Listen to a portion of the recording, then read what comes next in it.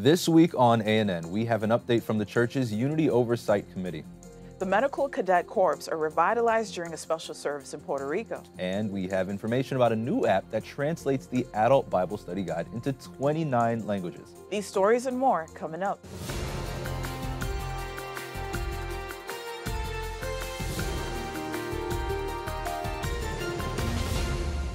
Thank you so much for joining us this week. First in the news, after several months of dialogue and gathering data, the Seventh-day Adventist Church's Unity Oversight Committee has begun outlining elements of a compliance process that will be considered by World Church leaders later this year. The committee is part of the Unity in Mission Procedures in Church Reconciliation process voted by the church's General Conference Executive Committee during its 2016 annual council. Committee Chair Mike Ryan said the committee discussed the first steps in drafting an outline of a document to be brought to the 2018 annual council, which will be held in October. Ryan said that consensus is forming around a few points to be included in the outline, although it is still under development. He also pointed out that dialogue with the World Divisions and various unions has been very helpful and has guided the writing committee in its outline. By the end of this month, members of the committee will have met with the leaders of 12 of the 14 World Church entities, which includes 13 divisions and 1 attached union. Meetings with the remaining 2 entities are scheduled to take place in the next few weeks. According to Ryan, some of the elements included in the document will be an acknowledgement that the church operates on trust and that the administrative level closest to the issue of noncompliance will be the one trusted and responsible for bringing about compliance. The next higher administrative level is tasked with the responsibility of overview, and administrators are expected to create an atmosphere by which compliance and unity may be achieved. In dealing with noncompliance, administrators are asked to continue to use good judgment, maturity, and discretion, and existing General Conference policies and guidelines are available as tools for administrators in dealing with issues of noncompliance, a listing of consequences for noncompliance, and a process of recourse. Ryan emphasized the document is still in its outline stage. The document will be released in its entirety once it is considered and voted by the General Conference Administrative Committee. From there, it is sent to the General Conference and Division Officers Committee before finally going to the GC Executive Committee at its annual council in October. For more information on this document, visit news.adventist.org. A historic meeting for the revitalization of the Medical Cadet Corps program, or MCC, took place from April 30 to May 2 in Puerto Rico. The purpose of the meeting was to provide training for MCC officers who are currently involved in the program. Another goal was to inspire leaders who are interested in reviving MCC in their regions. Director of the World Service Organization for the General Conference, Mario Sabalos, said the MCC program originally helped Adventist servicemen serve according to their conscience. MCC cadets are trained and equipped to provide spiritual comfort and other services such as first aid and humanitarian relief during emergency situations. Sabalos continued, "In today's world, many countries no longer have a draft. Although we never know when world events could lead to reinstatement of conscription, it is best to prepare our young adults. The MCC training also equips cadets ages 17 and older to serve in their local communities in times of disaster. Their assistance during these types of events fosters goodwill with local residents and provides help in time of need.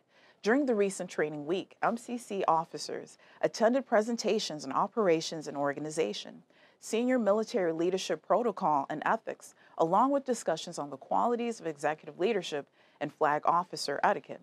The program was originally launched on January 8, 1934, on the Union College campus in Lincoln, Nebraska. The training was the same that Army medics would receive: close order drill, Army organizational structure, physical training, military courtesy, camp hygiene, litter drill, and first aid.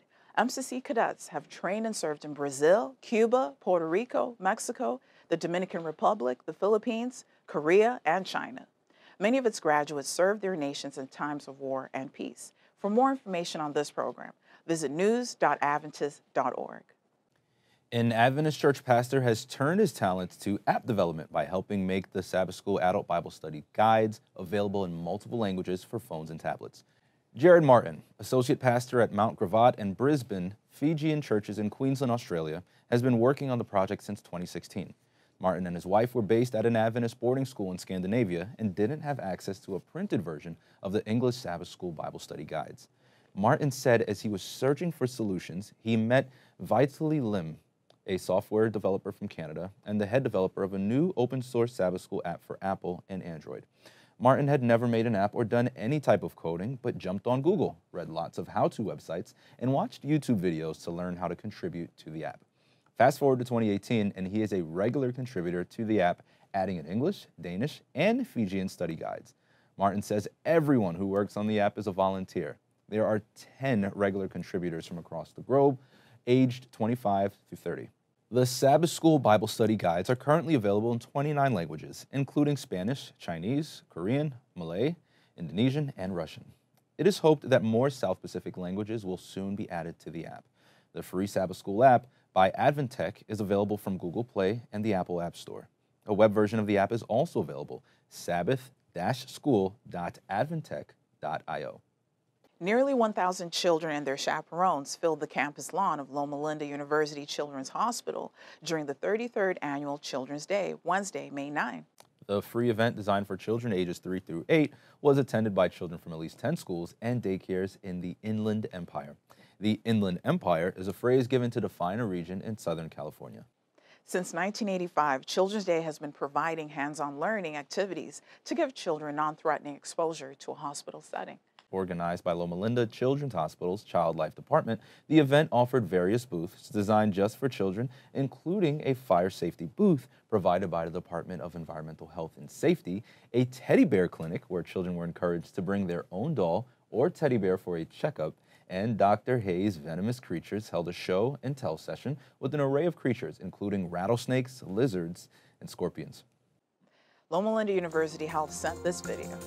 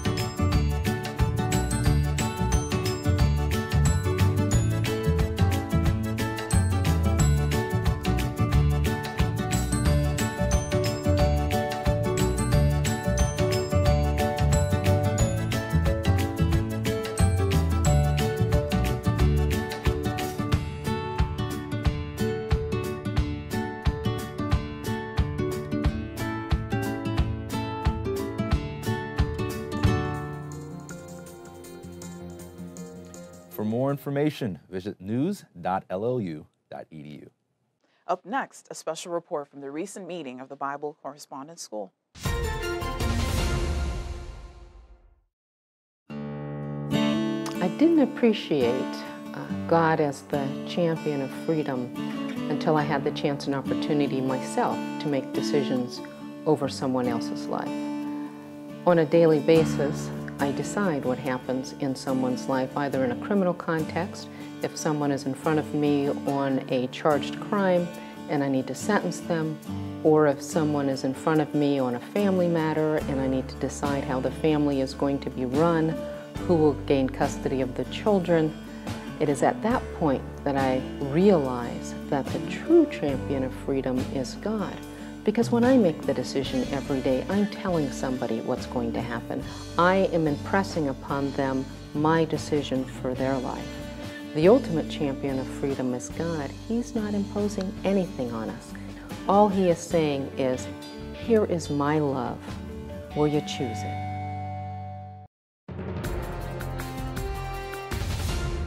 Welcome back. Leaders from the Adventist Church's world headquarters in the U.S. state of Maryland, as well as the 13 world regions, recently gathered in Jerusalem for the International Association of Bible Correspondence Schools. The group, who are all part of the Adventist Church's Bible Correspondence Schools, met to talk about engaging future audiences, changing trends in media, and how to make God known in the different areas they are serving. The Trans-European Division sent this report.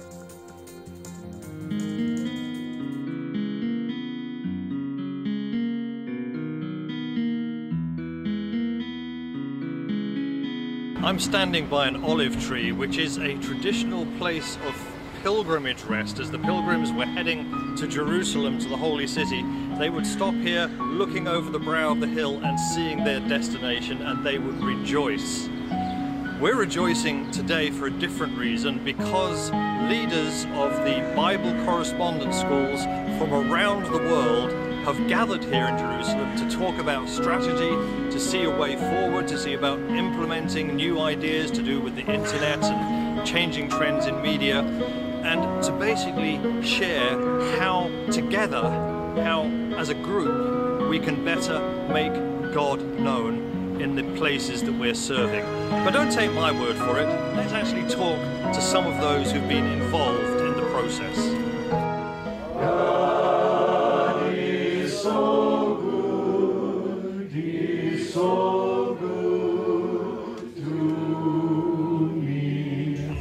Now we are speaking about the revival and reformation already almost 10 years. It will happen when we bring together the word and the technology.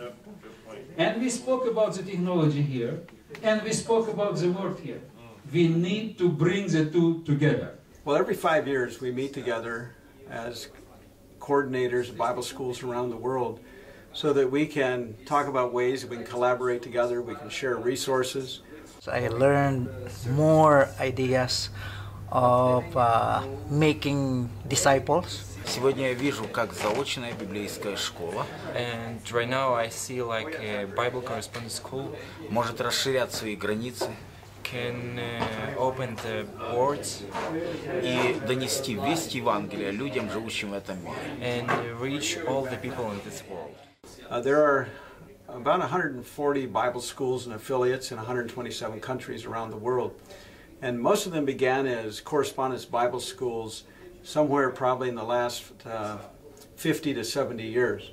But over the last number of years, obviously, as digital has become part of our Bible study ministries, many of them have online Bible lessons, we're using social media, and some of our Bible schools around the world are even taking the digital platforms and using them on a door-to-door basis as they contact individuals. Every local church will become a center whereby with the technology of Wi-Fi, free Wi-Fi, will allow people within the same area to be able to connect with this technology aspect and then be able now to reach out to the many people who are using nowadays the mobile phones, which can also be an instrument to reach out to other people. I now have learned and felt the need that we need to have all the lesson, VOP lesson in all the language to put on the net. Something that I'd like to implement when I go back to South Africa is the whole idea of digitizing the Bible correspondence schools. And so we come together so we know what each other's doing. And it's been very unique because we have an agreement together where if I develop a resource and I'll share it with another Bible school, another division at no cost. And so that way we can share, we not only share resources and the development skills that we find in each division, but it also is cost effective and it's a good stewardship principle. It's been pretty amazing being here in Jerusalem with so many different leaders from around the world church. Different languages, different cultures, but one mission. And that has been absolute key as we share what the Lord has been doing in our division, to put that on the table and to see from Australia, Russia wants it, or England wants it, or Africa wants it, and vice versa. I need things from there, and that's how the World Church works. Unity and mission has been an absolute joy. Nosotros estamos acá llevando muchas ideas diferentes. We will send a lot of new ideas para mejorar aún más la escuela bíblica en Sudamérica. To do the better of our Bible school in South America. Total member involvement is a drive for evangelism and involve every church member. And we believe that Bible Correspondence School, from the meeting we have been conducting here, will help every member to be involved, to reach out. And so when I meet together like we have over the last few days, it energizes me. You know, my passion in life is to help our fellow church members be able to be more effective and sharing Jesus Christ through Bible studies with others. Because people all over the world, whether they're from countries in Europe to the Americas to Africa, Asia, Middle East, people are hungering for truth. And we want to see opportunities for people to listen to our broadcasts and learn about God through the radio programs, but then to be able to connect that through studying the Bible with someone at a local church, ultimately so they can become a part of God's family and be ready for His soon return. We are here in Caesarea Maritima. Behind me, you see the aqueduct built by Herod to bring water into the city. We have the water of life in Jesus Christ. We just finished the International Association of Bible Correspondence School Advisory. We just finished there in Jerusalem. And we came together with one goal in mind, and that is to unite ourselves together to reach the world for the second coming of Jesus Christ. The mission field is beyond the oceans. 7.6 billion people that don't know anything about Jesus. They need to be reached with the gospel of Jesus Christ. And therefore, we decided to unite media, internet, and radio, and Bible correspondence schools to take the gospel to the world, to make disciples for Jesus Christ.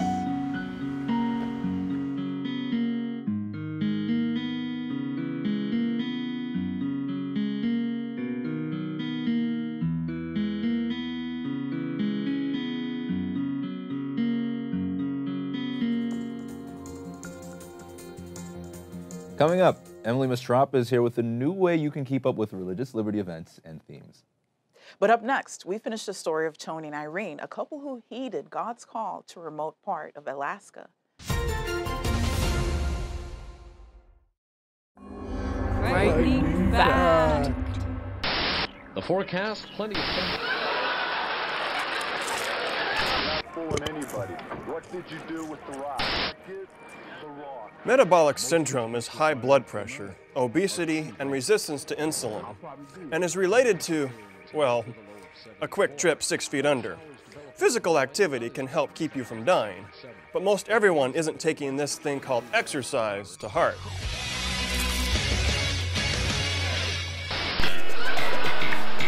These doctors recommend us to get 30 minutes of moderate activity 5 days a week, or 20 minutes of intense aerobic activity 3 days a week.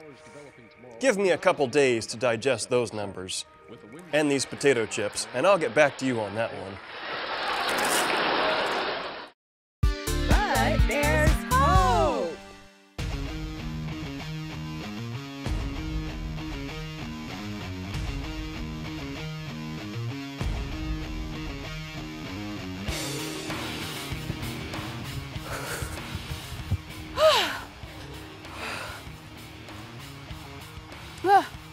So it may be hard to meet all the recommended guidelines for exercise. Well, in a recent survey of over 50,000 people with metabolic syndrome, if they just exercise a little bit each day, they dramatically decrease their chances of an early exit. Bottom line, a little exercise makes a big difference.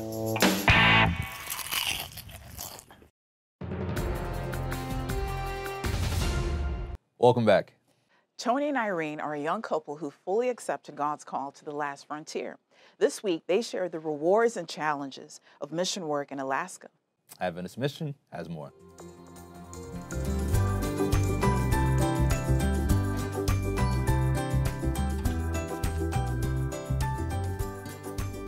We're refurbishing the church and fixing it up and putting lots of time and effort and money into it because we believe that God will supply the souls, that God will bring people and He will open up doors, and the time will come that we will have a fellowship here. We will have a church family.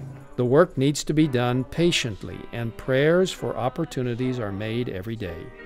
Although God is guiding the Shermans' mission work, the cold weather, difficult circumstances, and distance from loved ones are discouraging.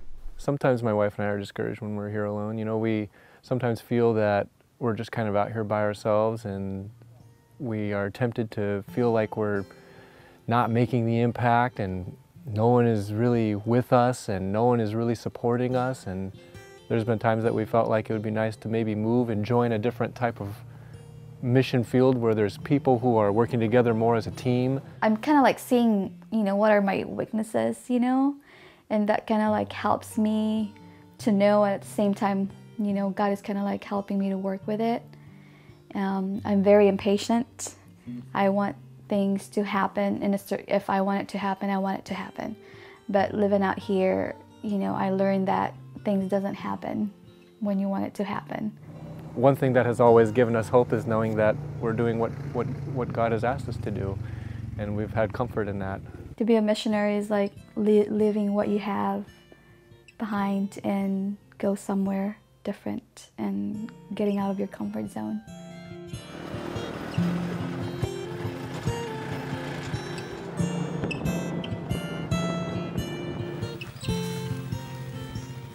Jade! What are you guys up to?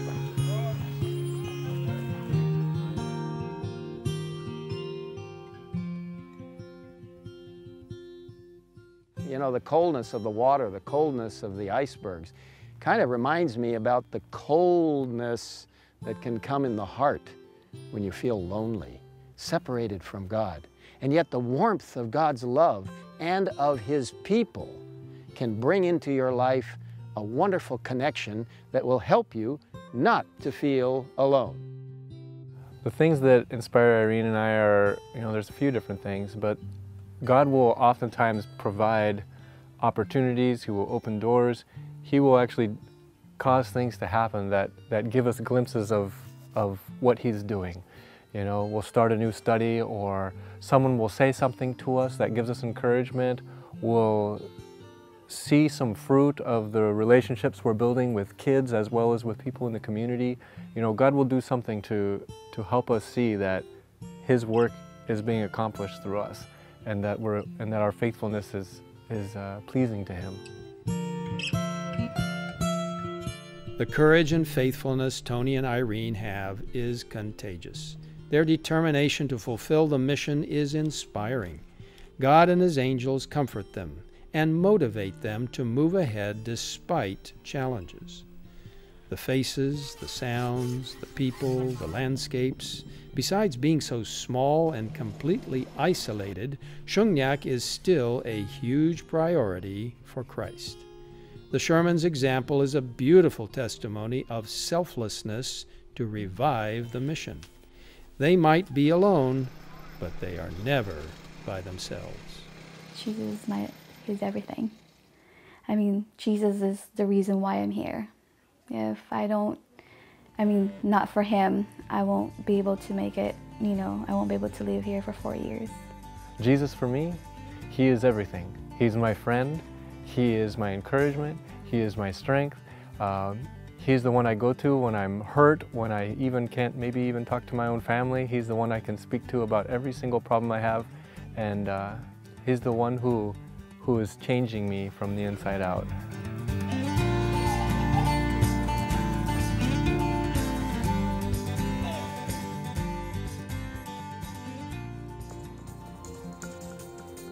Watch this and other mission stories online by visiting AdventistMission.org, then click on videos at the top. The Adventist Church's Public Affairs and Religious Liberty Department is starting a series of Facebook Live conversations about their mission and work. For this week's social media highlights, Emily Mastrapa is here to share how you can view them and participate. Since 1902, the Public Affairs Department of the Seventh-day Adventist Church has shared Adventist values with the world and defended religious liberty. They promote freedom of religion and belief for all people.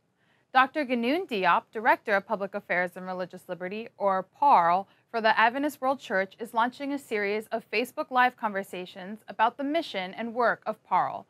Do you have questions about what PARL does? Do you wonder why the church engages with political leaders and national governments? Are you curious why Adventists take part in interfaith dialogues? Join Dr. Diop and the PARL team on Wednesdays at 10 a.m. U.S. Eastern Time on Facebook at parl.hq. to have these questions and more answered, and message them with your questions. They might be answered in the next Facebook Live. You can learn more about Parle on their website, AdventistLiberty.org. You can also follow along for updates on Twitter at IRLA_USA. And finally, for today's episode, let's turn to Henry Hilton for a look at Adventist history. This week, the first Sabbath-keeping Adventist to legally organize met in Parkville, Michigan. This week, we focus on new beginnings. While not the first Sabbath-keeping Adventist congregation, the Parkville, Michigan church was the first church of Sabbath-keeping Adventists to legally organize on May 13, 1860. This was in order that they may lawfully hold property, something they could not do without a name or corporate existence. The church was initially named the Parkville Church of Christ's Second Advent. Also, on May 17, 1874, under the leadership of I.D. Van Horn, the first Seventh-day Adventist church in the Oregon and Washington Territory was organized. It began with a modest membership of 35. Then, on May 14, 1898, the very first Seventh-day Adventist church in the Northwest Territories was organized in Leduc, Alberta, Canada. Seventh-day Adventist teachings were introduced into Alberta in May 1895 by two colporteurs, Thomas Athelford and George Sowler. Sowler canvassed Calgary, as well as the towns along the Canadian Pacific Railroad. Athelford worked in Edmonton and the towns south of the city. He was considered to be responsible for the first converts in the province. As a result of their ministry, H.J. Dirkston was sent from Manitoba and organized a church at Leduc. Finally, on May 19, 1906, the first church was organized in Reykjavik, Iceland. The first known Seventh-day Adventist in Iceland was the Norwegian minister O.J. Rost, who went to Iceland in the summer of 1893. His ministry led others to believe in the Sabbath and set the groundwork for the church to be established a few years later. We celebrate these new beginnings that have served as foundations for our ministry. Today, a new Adventist church is organized every 4 hours. And that was this week in Adventist history. Thanks for watching ANN. Join us next week for more news from the headquarters of the Seventh-day Adventist Church. We'd love to hear from you. Send us your feedback and tell us how your church is making a difference in its community. Be sure to capture plenty of video footage and photos, then write up a summary of the event's important details. And feel free to send full video reports as well. You can reach us by sending an email to annvideo11@gmail.com. All right, before we say goodbye, here's some good news from the book of 2 Timothy, chapter 3, verse 16 and 17. Take it away. The passage says, "All scripture is given by inspiration of God and is profitable for doctrine, for reproof, for correction, for instruction in righteousness, that the men of God may be complete, thoroughly equipped for every good work." Amen. That's our program for this week. And remember, you can always visit news.adventist.org for daily news and videos. Until next time, God bless. Take care.